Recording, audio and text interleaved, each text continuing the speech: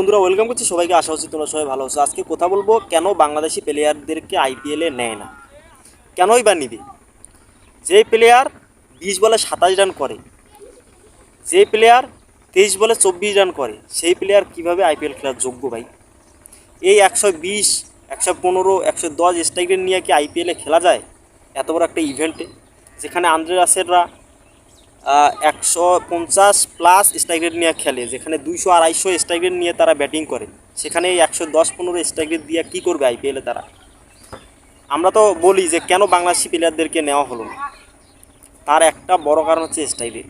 বাংলাদেশের প্লেয়াররা strike rate একদম সর্বনিম্ন টি টোয়েন্টিতে তো এই স্ট্রাইক রেট চলে না খেলা ভাই। টি-20তে 150+ স্ট্রাইক রেট দরকার, যেখানে বাংলাদেশেরা অনেক অনেক পিছিয়ে আছে। আমরা অনেকেই প্রশ্ন করতে পারি যে ব্যাটিংরা না হয় স্ট্রাইক রেটের জন্য চান্স পাবে না, কিন্তু বোলাররা কী দোষ করছে? এখন বোলারদের নিয়ে কিছু বলি। রাশিদ খান, নাবিরা কেন চান্স পায়? নাবি হচ্ছে জেনুইন অলরাউন্ডার। সাকিব অলরাউন্ডার যখন ছিল তখন কিন্তু সে চান্স পেয়েছে।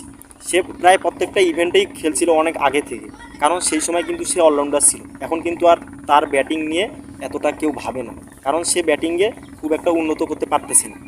আর রশিদ খানের কথা যদি বলি, রশিদ খান তিনি একজন লেগ স্পিনার হিসেবে খেলে, ঠিক আছে, কিন্তু তার দ্বিতীয় অস্ত্র, যেটা মেইন অস্ত্র, সেটা হচ্ছে গুগলি, যেটা কিনা বাংলাদেশের কোনো লেগ স্পিনারের নাই, কোনো লেগ স্পিনারেরই নাই। রিশাদ হোসেনকে দেখো, ওর শুধু একটাই অস্ত্র, সেটা হচ্ছে লেগ স্পিন।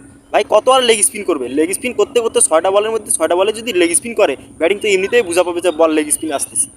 আর হঠাৎ করে যখন 6টা বলের মধ্যে 2টা বা 3টা গুগলি যাবে, কিন্তু ব্যাটসম্যান কিন্তু এগুলো বল টের পায় না। এগুলো খেলা একদম অসম্ভব, যেটা হচ্ছে রাশিদ খান করে দেখাচ্ছে। রাশিদ খান এজন্যই কিন্তু আজকে বিশ্ব চ্যাম্পিয়ন, সারা বিশ্বের ফ্রাইজেন্সি লিগে কিন্তু সে খেলে থাকে। শুধু আইপিএল নয়, সে কিন্তু বিগ ব্যাশ আরও অন্যান্য লিগেও কিন্তু সে খেলে থাকে, এই জন্য। আর রিশাদ হোসেনের কী আছে? শুধু একটাই, সে হচ্ছে লেগ স্পিনার। আর রশিদ খান কিন্তু পরবর্তীতে শেষ দিকে কিন্তু মারতেও পারে, 6 ছক্কা মারতেও পারে। তার ব্যাটে অসাধারণ মাইরও আছে হাতে, কিন্তু এই জন্য তাদেরকে তারা আইপিএলে নিয়েছে।